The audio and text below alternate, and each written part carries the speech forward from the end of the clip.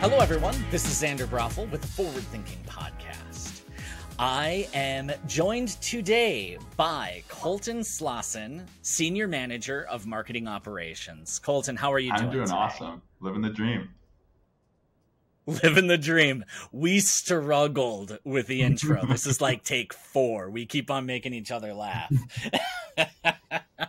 Which I think is going to be a good sign for a good podcast for the day, for sure. Colton, thanks so much for joining. I do know that today is the first time that you are joining our podcast. And anytime that somebody's joining the podcast, we like to give a quick intro, let all of our listeners know who you are and also how you got involved with CS2. Yeah. So marketing operations, whenever I tell anybody that's curious about what I do, it's always I stumbled into it. And I feel like that's a common denominator for most people that get into marketing operations is they stumbled into it because it's not your typical marketing path. I mean, I went to school and got a degree in digital marketing, which, I mean, at the time and still probably is one of the only really main digital marketing degrees out there because it changes so often. It's hard to kind of keep it up. And there was probably a snippet in a textbook that I didn't read about marketing operations, but like I said, I didn't read it. Shame on me. I'm sorry, Mom. But, you know, I was kind of a generalist. I didn't know exactly what I wanted to get into, but I knew I liked marketing. I liked the connection and understanding people aspect of marketing. But I didn't really know what. So I just applied for anything and everything and stumbled into marketing automation. That was my first role. And I kind of just started from the bottom doing list uploads, everybody's favorite thing. But I did that for event management type stuff and then was curious and just continued to be curious in my career and ask questions, not only for those that I could reach out to next to me, because oftentimes you're alone, but asking myself questions about what's going on. Why is this thing working the way it is? And that really sparked an awesome interest in marketing operations that I am so happy I stumbled into it. So happy. And then, you know, stumbling into CS2, I feel like when the opportunity came up that I felt like I should apply.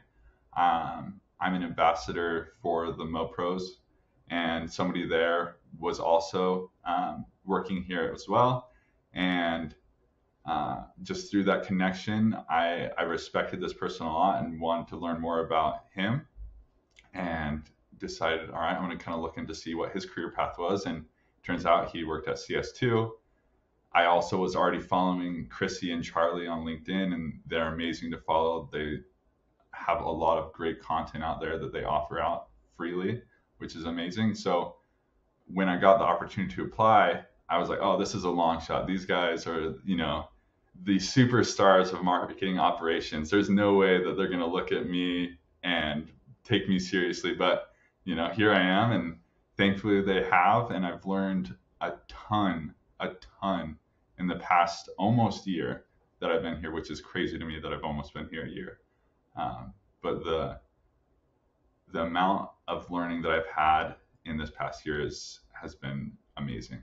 I can't thank CS2 enough for what it's done for me in my personal growth and my career growth. Yeah, I mean, we get the opportunity to see so many different ways that you can solve a problem, and we work with so many unique clients who all have their own problems. And at the end of the day, like, we solve things fairly similarly. I think when I was in-house, I always felt like we were a unique butterfly, and then you see that everybody's a unique butterfly in their own ways. But at the end of the day, like, the 80-20 rule is 80% of the business is probably operating the same. It's the 20% that is kind of unique. But it's in that uniqueness that we have the opportunity to learn so much. I find it fascinating that you kind of mentioned, like, oh, there's no way that they're going to take me seriously, any of that, right? And so many people probably people who are even listening, they don't take that step because they're afraid of saying like, I'm not good enough, that imposter syndrome, which is very, very real. But I remember always telling people who either, I was leading from a team management perspective or just as peers of, you gotta shoot your shot and try. And if you miss, that's okay. But let somebody else say no to the idea of you doing it. Don't say no to yourself. And so I'm glad that you said yes to yourself and applied. And it's been really great being able to work with you. Thank you. So I'm sure that our clients feel the same way. So Colton, the topic that we are diving into today is a very central topic to marketing operations. I will say from my own background, like I'm a very sales ops, revenue ops, process oriented person. And so when it came to nurture, it was something that I didn't have a lot of experience with. I've definitely gained that in the short amount of time of being here and working with various clients through their nurture projects. But I know that you've done some really interesting ones already here at CS2, and I know that this is a really great topic for you to kind of talk through. So I'm excited to hear what you have to say and share some of your wisdom that you've kind of gained through your experience here. So tell me, first of all, like, what's a great place to start to make sure that you have a successful nurture program in the first place? I mean, this is going to sound probably lame and corny or whatever you want to say, but always start with a plan. Lead with a strategy. Don't be reactive to the things around you, and have a plan going in. Because then at that point, marketing at its core is learning. You are learning how to best get your company, get yourself, whatever you're marketing out there. It's going to be different. It's going to be different for company A versus company B, but you will never know unless you try. And having a hypothesis of what that could be is vital. So coming with a strategy of, okay, our company does XYZ thing. These are our key target demographics. We're going to go after these people. Great. You know that information. That's probably something you should know if you're in marketing. Great. That's a great starting point. But there's something that I wouldn't say I've really struggled with too much, but it is a struggle in marketing in general, is finding that happy medium of our company is important and I want to get my voice out there without being overbearing or too pushy or too sales focused. And finding that happy medium can be very difficult, but you'll never know unless you start trying. So start with a plan. An OKR of mine personally here at CS2, and I think this could go for anybody that is listening, is always start with a document. This is something that has been the bane of my existence in marketing ops for a long time. And I'm sure the people that have replaced me at different companies have been like, oh man, what did this person do and why is it this way? And without a document, they have to go in and they have to be the detective and figure out why things are happening from point A to all the way to Z and all the different rabbit holes that they can go through to get to that Z. So have a plan, document it, and stick with it. Make it well known across your marketing group or whoever is going to be interacting with, in this case, nurtures.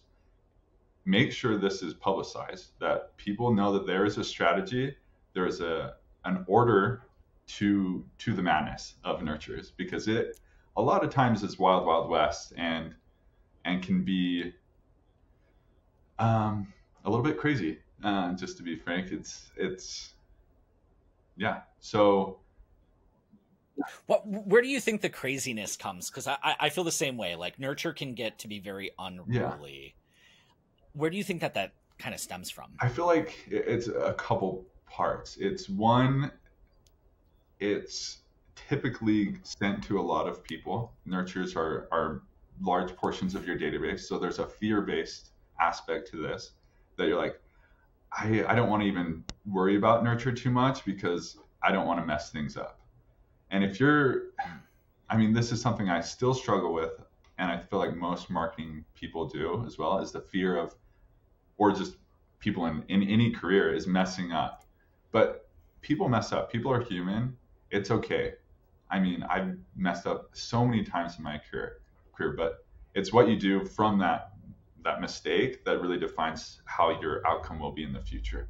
So don't let the fear of not knowing how nurtures work now define how your path will be moving forward. Don't let that stop you from trying. The other part is, with that fear, we don't try, and so it's something that's misunderstood and overcomplicated. When in reality, you're sending an email. You're sending an email that's on a schedule to a specific group. That's something you do in marketing ops and campaign operations all the time. It's just a little bit more structured, and it's not just one email; it's multiple emails. I feel like those are the two main barriers: the fear of not starting, and then part of that is letting that fear prevent you from learning what nurture is and just trying. And with that, I guess there's a third point, is with that, it's typically seen as something that's difficult to manage. Yes. Which it is and it isn't. It just depends on your plan. So if you have a plan and you have an implementation guideline of how this thing will work, and you set that in stone to happen the first time, I wouldn't worry about the details too much the first time you implement that guideline. They'll have iterations. You can go back and update it, but at least have a plan of, okay, this is what I'm going to do. These are who I'm going to these are the people I'm going to target. And then on the operations side, more technical side, how are we going to control all this? How are we getting, the biggest hurdle I see with nurtures, at least in my previous understanding and my previous hurdle that I had to get through, was, one, I don't understand this, and I don't like sending a lot of I don't like batch sending a bunch of emails to a bunch of people. There's a fear there. And then the third one was, I don't understand how this is working completely, and I don't have a plan. Like, I don't have a plan going in, really, and it's always an afterthought for most marketers or marketing orgs, at least in my experience. And so people just assume, oh, let's just send it to nurture, send it to nurture, send it to nurture.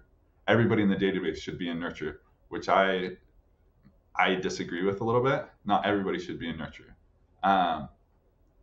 but having a plan and sticking to it can really get you over that initial hurdle and fear of starting.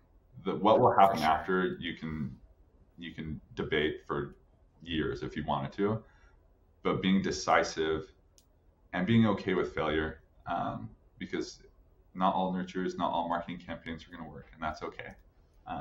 Yes.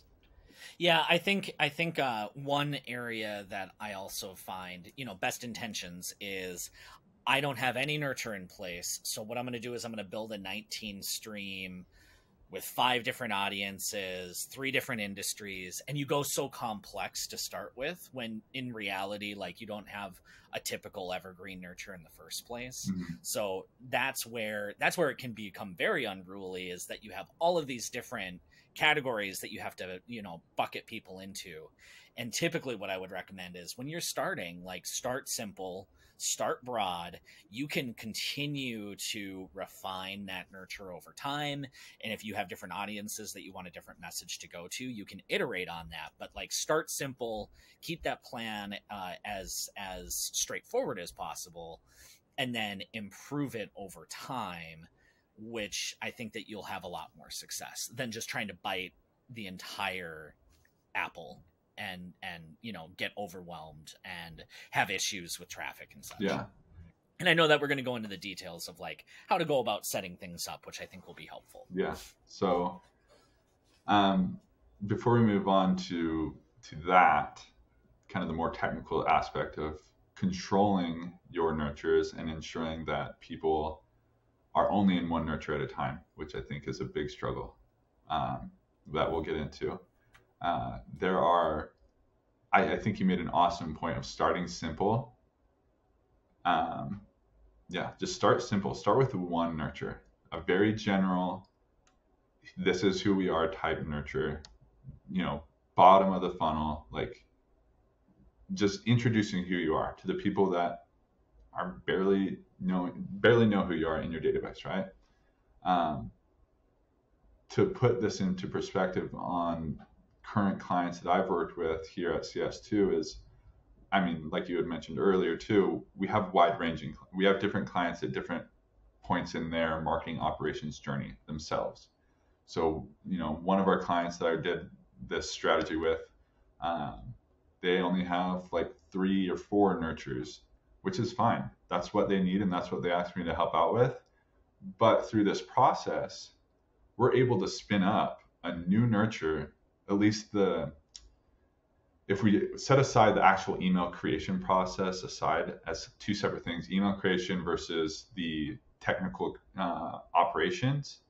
If we split those 2 up, the technical operations and building that plan out, it takes, with a new nurture, it takes 30 minutes. I've timed it 30 minutes. Obviously, I've done this a number of times where one client they had us do this for 4 nurtures. The first client I did with, we're continuously pumping out new nurtures where they're up to 14 new nurture programs. And it is complex. It can look scary if you don't know the process, but I've documented what that process is and queued that up to them to then, if they want to do it themselves, they can. But I am a resource for them if they need some guidance, because I know it is a little bit tricky, especially when you get to that number of nurture programs. But it makes it so much easier, and I'm excited to kind of go over what that looks like. Fantastic. Yeah. I think that everybody would really like to learn a little more on that. So where do you start if you wanted to build something that is that repeatable? Where should people start? Yeah.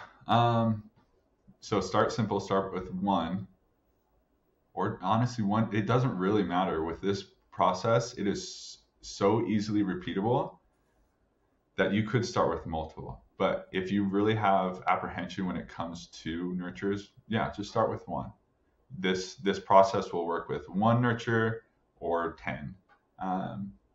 But the real brains behind how this process works is solving for the question of how do I prevent one person from not going into all 15 of these nurture streams that I have running, right? These nurture programs, which when they first came to me and they're like, this is a problem that we're having, we don't know where people are.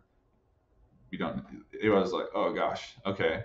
Luckily, another CS2 team member, Christy, had already done this. This is not something I came up with.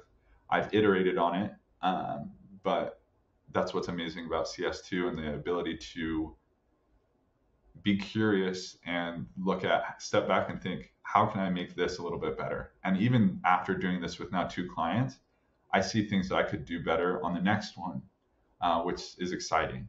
So start with the plan, start with 1 nurture, and the way to manage all of these nurtures and ensure that one person is only in 1 nurture at a time is through segmentation. So Marketo segmentation. And so start there. So basically your entry criteria for each of your nurtures will be referenced in your segment. So I thought about the best way to kind of go over this part, because this is kind of nitty gritty in the weeds, and hopefully I can get my point across and allow the listeners to replicate this. But if this doesn't make sense, reach out to me on LinkedIn and I will help you, because I understand that listening to this may be difficult, but using segmentations, you have however many nurture programs that you're going to want to run. You set up that entry criteria as a segment in that segmentation. So your nurture segmentation, you have, let's say, 5 different nurtures, or 1. If you're just starting out, that's pretty simple. It's everybody's going to be in that one nurture or a default, right? However many there are, you build those out. The nurture segment themselves, the smart list there, doesn't contain the logic for the entry criteria. So it isn't like the demographics, it isn't this. All it is referencing a static list outside. And the reason being, which was something that I had to adapt to with the first client that I worked with doing this, is they didn't just want demographic nurtures, they wanted activity-based nurtures. So someone does this activity, let's add them into the nurture. But segmentation, you can't add a smart list or activity-based filters into the segment. So to adapt to that, we built the entry criteria in a nurture traffic handler. So whenever someone does that activity and also meets the demographics and whatever your criteria is, in the smart list, it's identifying that. So this is outside of the segments. So in your marketing activities, in your nurture programs, near that, you have a program that is a nurture traffic handler.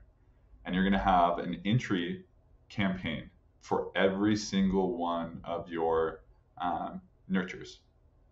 And this is going to be the hardest part of building this, is figuring out what is your entry point, what is going to bring people in, and defining that, working with your other marketing people, whoever it is, to define that. And then the flow, what would happen to these people when they qualify, is they're adding to a static list. They add to a static list, and your first thought is probably, oh, well, you're adding to a static list, they're always going to be on there. We're also controlling that. So we're removing people based on criteria and discussion that we had with the client of how long do we want people to sit to be qualified for this nurture at any point in time. So this part, which we came up with, was 2 weeks. So if someone qualified, because you can qualify for all 15 or however many nurtures, we're going with the 5, so they could qualify for all 5, and they can be on that entry static list. But that entry static list is then referenced in the segment. And the other thing in the segment is, so the first thing is the smart list is member of entry list. The other one is not in exhausted list. So anytime we are pulling someone out, so that 2 weeks is gone. So I'll step back. I'll pause there and go back to the entries. So we're adding them to this entry list. We have a wait step of 2 weeks. If that person has not been added to the actual nurture program, the engagement program itself, and has received that first email, in that first 2 weeks, or whatever time frame you're going to use, but we chose 2 weeks, it doesn't really matter, 2 weeks, we're going to remove that person from that entry list and then add them to the exhausted content.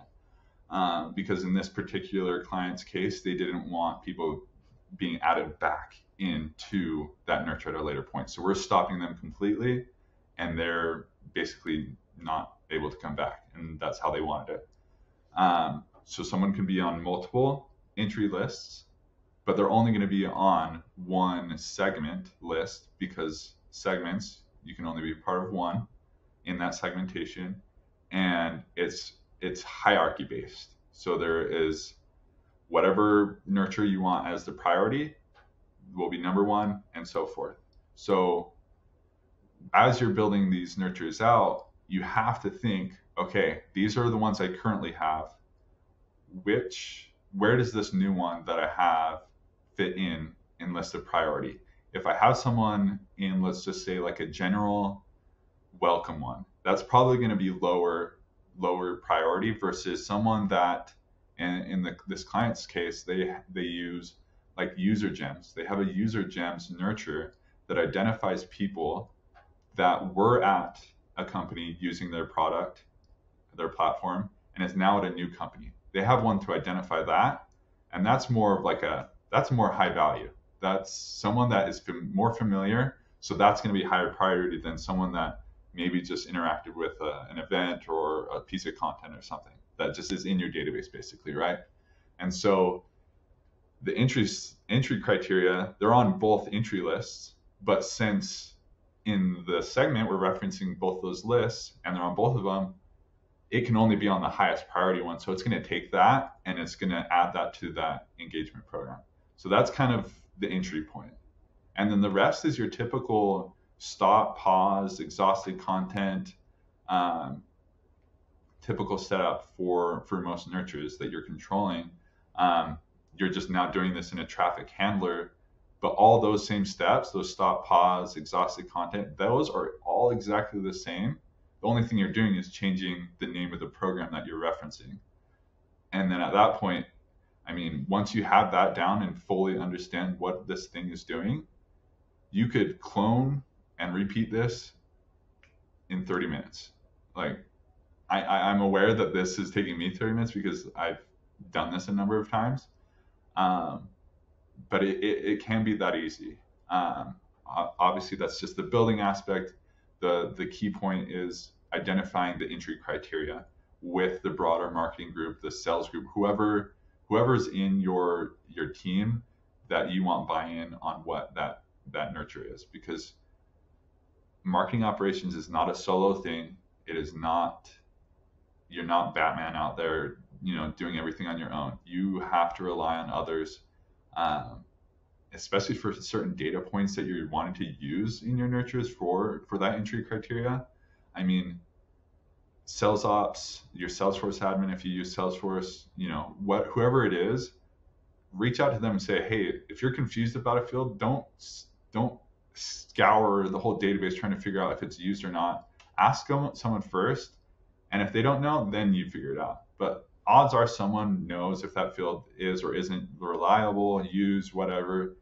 Yeah. So that's great. So Colton, it was a lot of information. Yeah. So definitely want to empathize with our listeners, who may be multitasking, driving, et cetera, et cetera. Yeah. Do you have, first of all, do you have any like workflows or flow charts that you've put together for this in the past?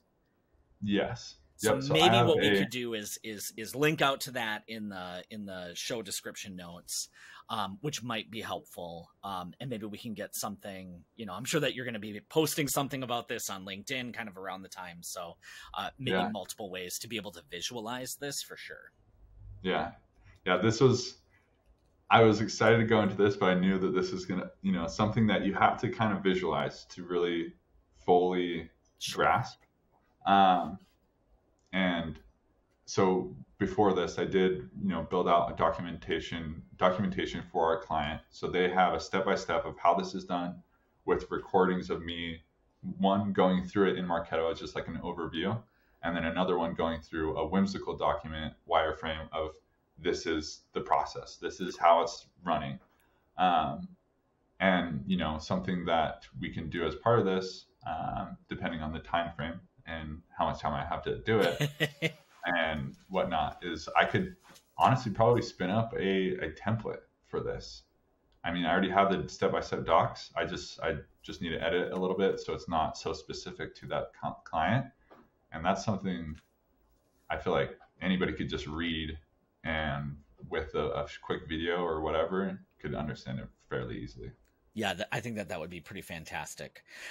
So I just want to repeat back to make sure that I'm tracking where we are at. So we're spinning up a nurture. What's most important is understanding the entrance criteria. and also the priority of that entrance criteria. And that is essentially what you have built with the combination of the triggers that are putting people into static lists that are being referenced by a segmentation out of Marketo, which I think that you could probably rebuild if you're not utilizing Marketo. You're basically just trying to create a dynamic list that says, here's priority number 1, here's priority number 2, 3, 4, 5. Correct. And then you've also built into, they get inserted into one of these static lists, but you also have to have a mechanism to get them out. So then you have programming that's built into that to say, if you meet this criteria, exit out into exhausted. So that way you don't come back. Yeah. Yeah. That makes that. I mean, I feel like that is, that's unique. I haven't seen that. I haven't had the opportunity to build something utilizing this methodology, but I think that it could be very useful. Sticking with the Marketo example, because I think that this is how you have built it out. Like, are all of these, are they all utilizing engagement programs and streams, or are they utilizing like default programs? What does that look like? They're all using engagement programs. So the Nurture Traffic Handler is a program by itself that's in the same folder as all the engagement programs, just as keeping it clean, right? Yeah. But all the nurtures, yes, are engagement programs. Most of them have a multiple stream track, whether that's due to controlling timing a little bit more instead of just like a weekly send, or like, I can't remember the default controls that the streams have, but typically it's like, oh, let me send it in a week or a month, or I don't even know, something like that. There's one stream where they want to send it every 3 days, so you have to kind of transfer people into the next stream to adapt to that specific time frame. But yeah, engagement programs using streams, just kind of depends on the nurture itself. Very cool. All right. So would you say that for the effective nurtures, the primary piece is gathering your requirements, not working within a silo? I heard you saying that multiple times, making sure that you have the right fields, because nothing's worse. I've totally been there. You build some entrance criteria utilizing a field. 3 months goes by, nobody's entered into it. Sales ops is like, yeah, we stopped using that field at the top of the year. Yeah. It's all about communication, right? Yeah, absolutely. Good. So what would you say comes after this? Yeah. So, I mean, your process is built, your strategy is executed, you're done. No. Don't stop there. Please don't. One, you're going to maybe get in trouble because then you're just kind of wild west, and everything you did before is just out the door. You want to adapt. You want to learn, be curious about why things are working or not working. So, have one, aside from reporting, you want to monitor these. And that could be whatever time frame you want. It could be every week. It just depends on the org too. If you have headcount to actually do this, then do it once a week. But don't over analyze this.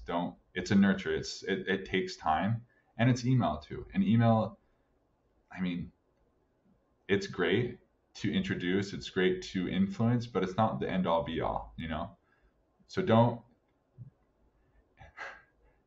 don't stress too much about the reporting, but you do want to have something to look at to analyze the results of your campaigns. So what that time frame is, it depends. Like your sign back there, if you're watching this or whatnot, he has a sign that says it depends. And it's kind of like, I don't know, not official CS2 motto, but it depends. So whatever that time frame is to evaluate your nurtures is kind of going to depend on your organization and a few things. You can look at it at your typical sales cycle as like a real. So whenever you launch the nurture, identify when that happened, and then a key point would be look at 6 months from now, just throwing a number out there. look at what has happened from the start of that nurture. Obviously, it's not going to take everybody that long to go through that. I hope not. You don't have 6 months of nurture streams, but kudos to you if you do. But you want enough data in there, enough people to have run through that, exhausted that content, to have identified key points in their journey. But it is nurture. It's going to be top of funnel typically. So the number one thing is just to evaluate the success of your nurture is your qualification status, whether that's MQL, whatever you want to name it, whatever the qualification status to get them to sales. I would say that's a good starting point. Just look at that. And this is something I'm still really, really learning, because analytics on my what's the thing that we did with Joy to go over our strengths and weaknesses? Strengths finders. Yeah, strengths finders with anyways, analytics is actually, ironically enough, my last thing. So this is something that I'm still, as we've launched all these nurtures, is going through with the client.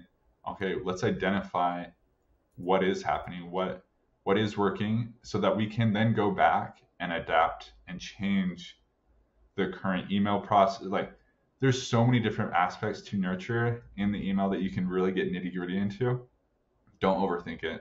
Simplify, simplify, simplify. That's the name of the game with marketing operations. Simplify. Don't overthink it, but look at the results and then make another hypothesis about why that is happening. Continuously being curious about the results and the outcomes, and trying to improve.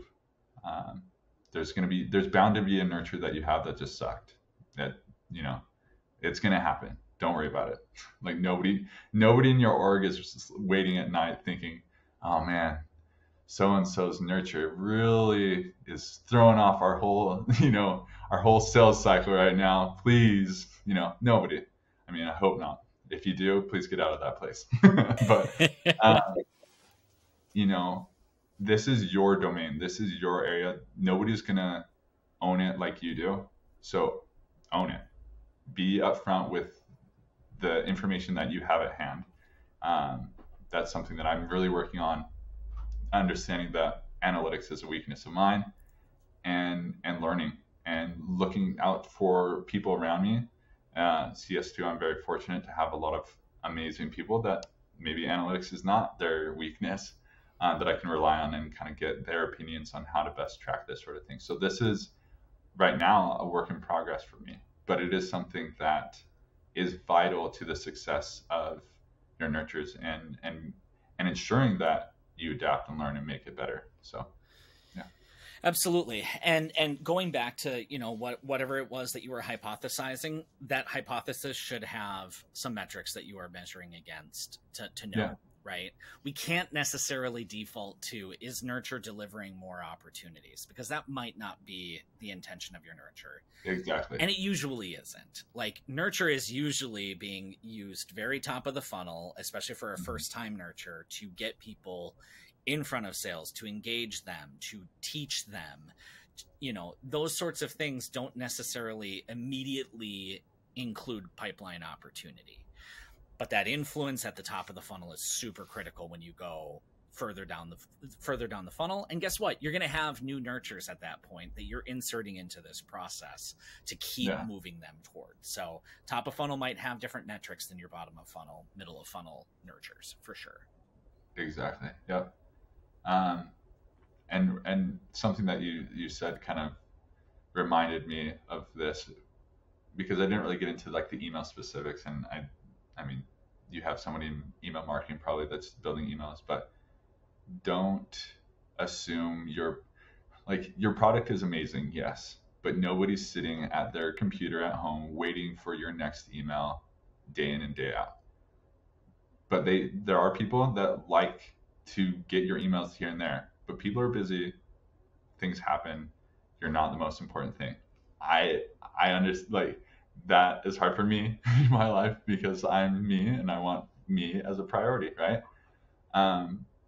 But keep your nurtures introductory as much as possible. Obviously, you'll have different ones that may end with a sales pitchy type related email, but especially for those like welcome introductory ones, be as laid back as possible. Try to like not jam your amazing product down their throat, because that, for me at least, as I've done a number of demos, gone through different product platforms to be introduced to, yada yada yada, that is the biggest turnoff to me. Is like, this sounds really prideful, I guess. I know what I want. So, I mean, if you're showing me and you're helping me learn, that's the biggest thing. You're identifying something that I value, and you solve for that thing that I'm trying to wrap my head around or whatever, then I'm hooked. I'm gonna be there.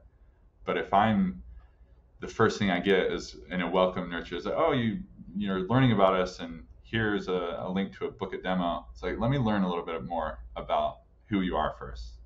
I mean, you're gonna have outliers that want that, great, but for the most I feel like will want that gentle, nurtured, experience. So yeah, definitely. Kind of rules of thumb that we've used in the past is like 3 to 4 introductory emails, then a soft call to action, some more introductory, educating, nurture emails, another call to action. Kind of space it out that way, and I think that you'll find a lot of success. Yeah. So Colton, we're coming up near the end of our time. This has been super educational and very, very helpful. I think that if we can get some follow-up documentation for the team, or for the listeners, I think that will be very useful as well. Colton, if you had one key takeaway for our audience today, what would it be? Yeah, it would be to own your domain and be curious about the things that you're doing and adapting and learning. So with nurtures, be curious about it. It is part of your marketing ops wheelhouse that you should have, you should be learning. Don't be afraid of that, and just try. Awesome. Colton, thank you so much for joining today to talk through the wonderful world of nurture. It can become very unruly. I think that some of the process that you introduced us to today can make that much easier. Definitely starting with a plan can go very, very far. Document. It's going to make all of these future improvements and iterations that you talked about that much easier. You have been listening to the Forward Thinking Podcast. I'm Xander Broffel. Joining me today was Colton Slauson. Thank you so much for listening. If you enjoyed today's episode, please give us a review. Give us a thumbs up if you're watching us on YouTube, and we will see you next time.